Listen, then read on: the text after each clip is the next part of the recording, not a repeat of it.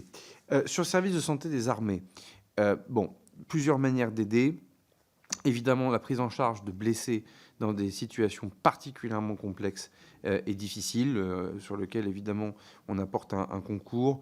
Au moment où je vous parle, c'est une dizaine de blessés qui sont traités dans les hôpitaux militaires français sur des pathologies particulièrement lourdes, motrices essentiellement, de reconstruction, qui sont d'ailleurs assez émouvantes quand on les visite.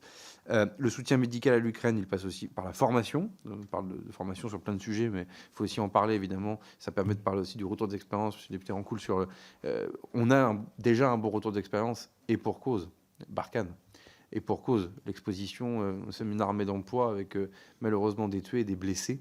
Et donc on a déjà un retour d'expérience important dont on arrive à faire profiter aux Ukrainiens parmi les formations. Le sujet sera pour le service de santé des armées, mais j'y reviendrai dans le cadre de la préparation militaire, c'est la concomitance de plusieurs crises en même temps. C'est-à-dire qu'un engagement majeur et un attentat de masse dans lequel les hôpitaux de Bégin et Percy à Paris sont sollicités, et une pandémie type Covid. Et si vous avez plusieurs